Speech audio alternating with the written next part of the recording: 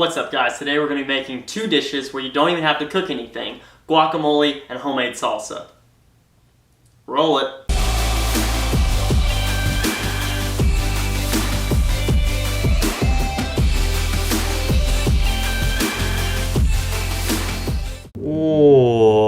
What's up guys, we're going to be back at the cutting board chopping some peños today.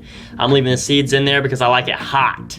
After we cut the jalapenos up, we'll move on to some garlic, some onions, some avocados of course, and some limes. I like the avocados in my guacamole to be pretty well mashed.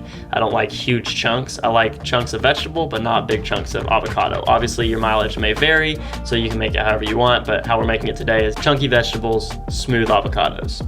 No real reason to put this time lapse in here, but it just looked so beautiful I couldn't not use it, so here it is. Enjoy.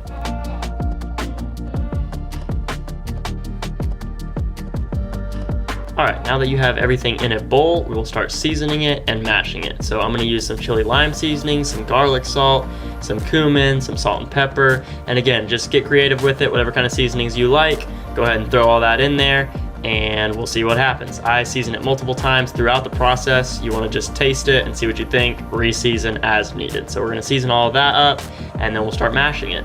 So typically with the mashing, I would put just the avocados in the bowl, mash those up, and then add everything. For some unknown reason, I just threw everything in together and then started mashing it. Not a big deal, but typically I wouldn't do that. That was just kind of what I did in the spur of the moment.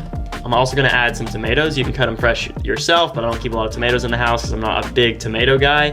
So I just got the canned tomatoes with the green chilies, get a little more spice in there, and they're the perfect size. Taste your food. So a lot of people will just wait till they're completely done with it to taste it.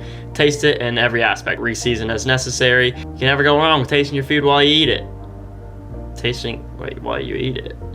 I meant to say tasting your food while you make it. So next we're gonna start making the homemade salsa. So I'm gonna use a food processor for this because I'm going for a more smooth consistency. If you wanted a chunky consistency, you could just hand chop everything. You wouldn't have to worry about using a blender or a food processor.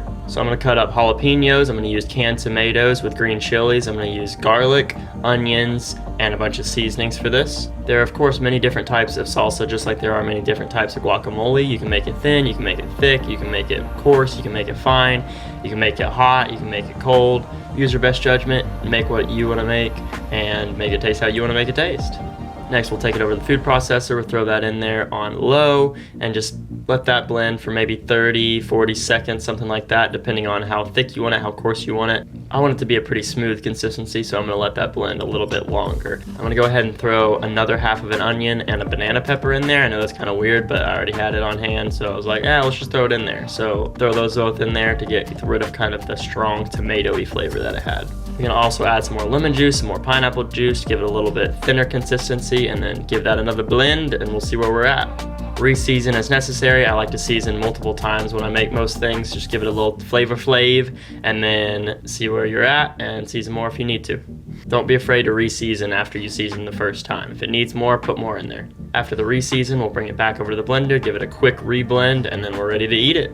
That's it for today's video, guys. Made a little homemade guacamole, homemade salsa, two dishes that are super easy to make, super simple but very customizable, and see you guys in the next one.